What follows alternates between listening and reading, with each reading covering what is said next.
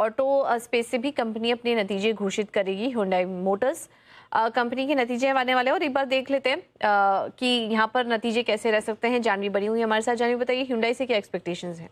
ये इकलौती passenger vehicle company है जिसके नतीजे कमजोर आने वाले हैं, क्योंकि हमने मारुति सुजुकी भी देखा, एमएनएम भी देखा, नंबर्स काफी दमदार आए यहाँ पे।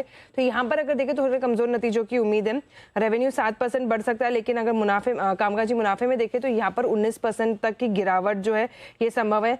मार्जिन बड़ा कॉन्ट्रैक्शन की उम्मीद है, 14.1% के मार्जिन घट के करीबन 10.5% के करीब आते हुए दिख सकते हैं।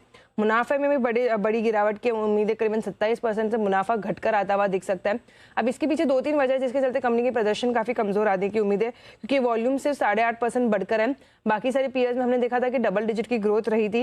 रियलाइजेशंस में कभी फ्लैटिश यहाँ पर अनुमान है।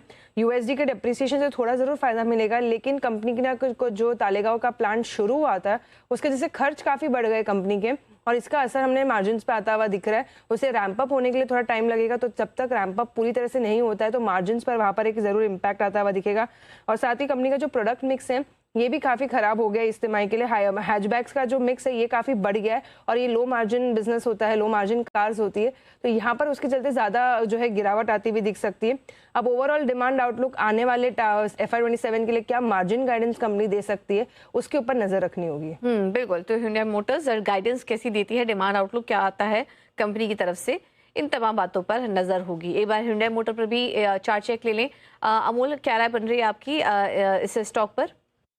वेट एंड वॉच का अप्रोच रहेगा। द रीजन बिहाइंड दैट, एक स्टॉक रेंज में फंसा हुआ है। लास्ट 2 या 3 वीक से स्टॉक ने एक रेंज ओपन किया है, और रेंज का सपोर्ट है 1775 और रेंज का रेजिस्टेंस है 1875। जब तक ये रेंज के अंदर है, ये नॉन डायरेक्शनल सेटअप कंटिन्यू रहने के चांसेस काफी ज्यादा लग रहे हैं। एक बार अगर पॉजिटिव साइड पे देखा जाए तो 1875 का अगर रेजिस्टेंस ब्रेक होता है तो पॉजिटिव साइड पे डायरेक्शनल मोमेंटम बढ़ने के चांसेस शॉर्ट टर्म में है, बट फिलहाल रेंज में है तो वेट एंड वॉच का अप्रोच रहेगा।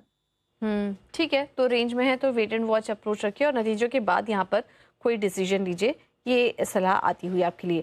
Apollo hospital